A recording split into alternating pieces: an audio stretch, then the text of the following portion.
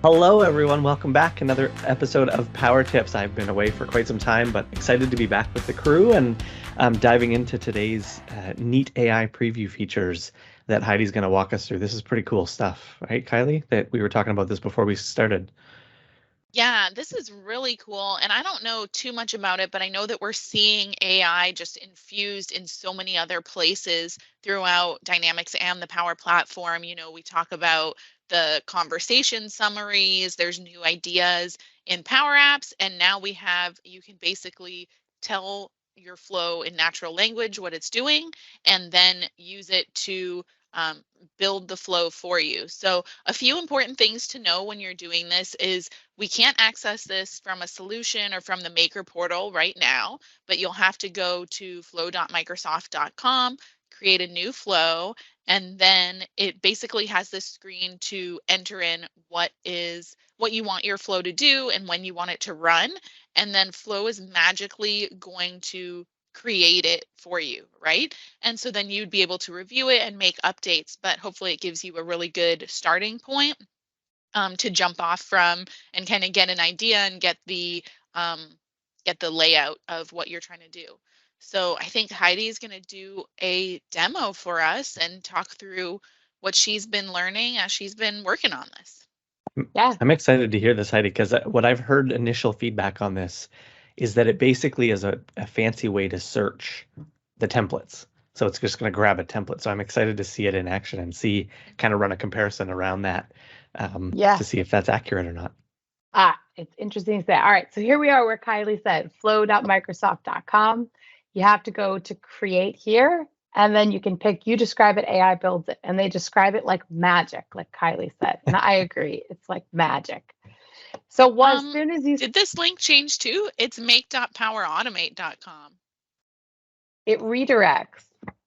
But if Is you go that to a new thing? make.power as of yesterday, make.powerapps.com, let's see. I've probably totally, changed. I've It probably totally changed. derailed the demo. It probably No, changed since you started talking about it. So we would go to create here. Yeah, I don't see it here. Right. Okay. Yeah, you don't see it here, but it's just interesting. Okay. It did Sorry. redirect. Continue. So flow.microsoft.com. So you're presented with this wizard, which is really easy to understand, right? So step one, describe your flow in everyday words. And there's some examples at the bottom. You can click generate new examples. So we can just pick one. When a new item is added to SharePoint list, copy it to another list. And then it gives you a suggested flow. It shows you just visually what your trigger is going to be and what your action will be. If it's not what you want, Malcolm, number 3, if that's not what you'd like, start from a template, browse templates.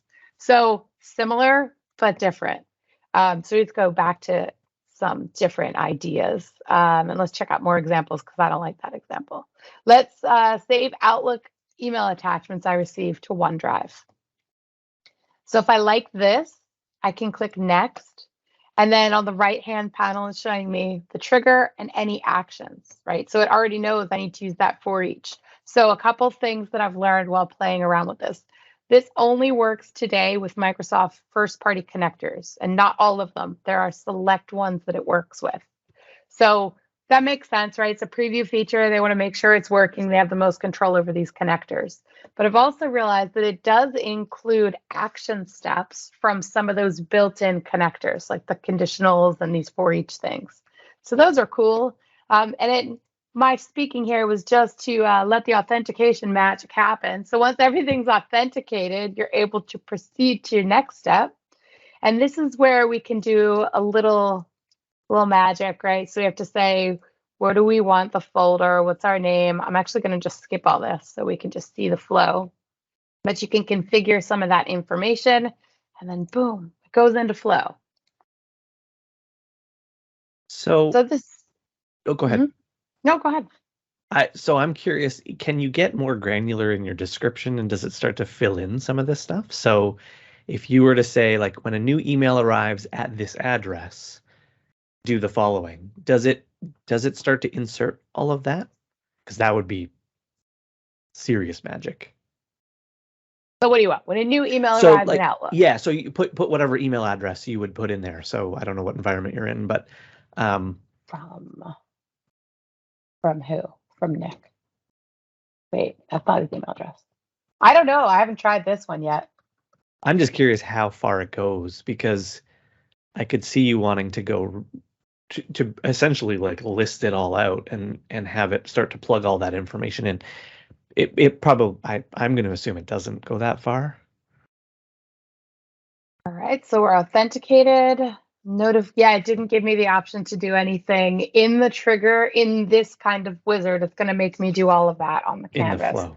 But I wonder if it populates it as. So let's go. Can you imagine if That's you what I got say when- emails every time or notifications? That's what I say when Nick emails me. I say, yay. All right, so it's looking for when a new email arrives in a specific folder. Oh, But here we not go. from. Yeah, but it doesn't populate that. identify. Okay. But it does. So it didn't So put his these stuff are- in there, but it does give you the option to do that, which makes Oh, sense. this is a terrible flow. So then you just save flow checker test. That's pretty cool. It is pretty cool. I can see that saving a lot of time, right? When you're like, Let's okay, not what do I save need that. to do in this flow? I wonder Yeah. if the next step they're going to take this is to then start to make recommendations. Like people, think flows that look like this also include the following things. That would be even more cooler if that's a thing. Right? Because oftentimes, in my experience, you're building a flow and then you're like, wait a minute, if I can do that, why don't we also do this? And start to connect the dots. So if anybody's listening and could make that start to appear, that Like would be cool. the next step, right? When I go to, Yeah, instead of just when I create it, let me do this when I go to create when I go to add an action, right? yeah. And what So about, one thing I was curious is, will conditionals do anything? So I just wrote this really complicated thing that doesn't make sense, and I'm curious. So what did I write? When I'm mentioned in an Outlook email, send me a Teams message, a notification, and move it to SharePoint. But when I'm not on the to line of the email, notify me. okay, so it's giving you two options, but It has a Oh. condition. Wow. Okay, that's kind of cool. Now, have you played with this at all with Dataverse or our Dynamics data? That's not supported. Right. That is No, not okay. a connector that's in here. Got it. Interesting. Okay. But conceivably it will be down the road when as it gets Right. moved further down the line. That's pretty amazing when you start. I assume, Kylie, you're going to I want a flow that only fires on accounts in a certain city or a certain region or territory, right? So that'd be pretty cool. Okay. If So it can build my something to fetch note. XML, that'll be crazy. Okay. They put a conditional in because I must have added some trigger languages, but it didn't populate anything with that condition. And it doesn't really make sense where it ended up.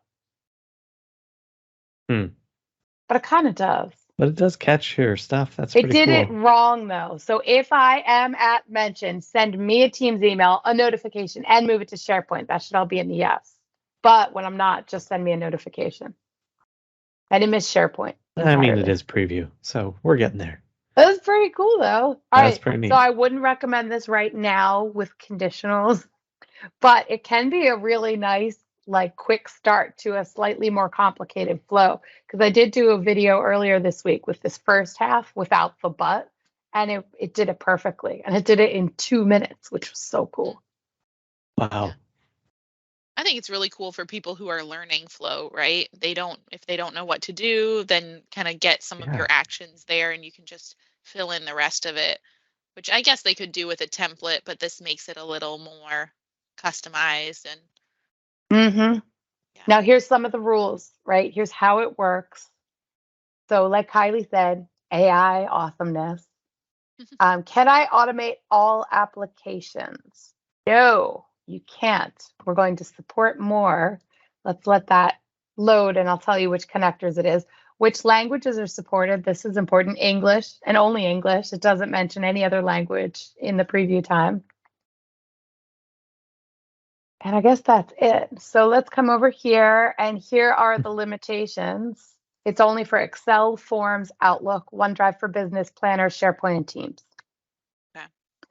So That makes sense. Microsoft friends, if you're listening and you need a guinea pig, I will be your guinea pig. I have some third-party connectors you can play around with, and we can get Gravity Forms up and running on this. Nice. I think you're right, Kylie. I think this is great for people who are learning.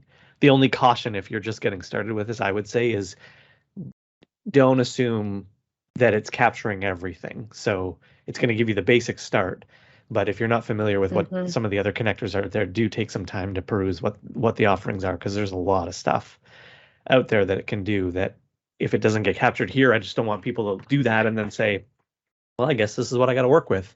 You can pull in and add other steps and stages and items in as you need to. So it's pretty cool stuff.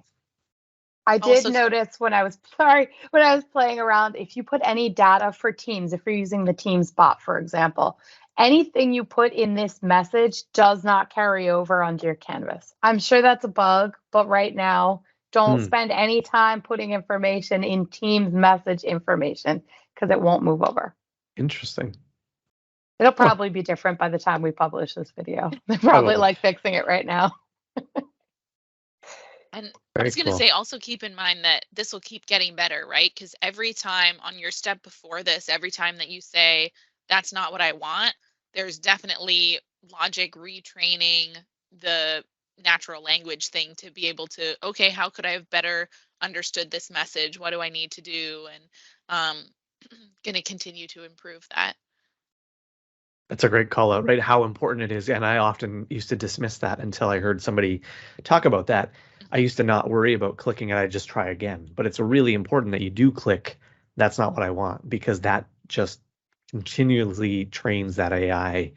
Okay, we need to refine that. We need to refine that. And if you don't click it, it's not going to learn as quickly. So yeah, use those options that they give you on screen. That's an important tip. Cool. Very cool stuff. I'm excited to try it out myself. I'm excited to see where they go with it. Like you said, I want Dataverse on here. I want to play around with the Dataverse stuff. That would be cool. That would be super cool. And approvals too. I think approvals can be kind of confusing.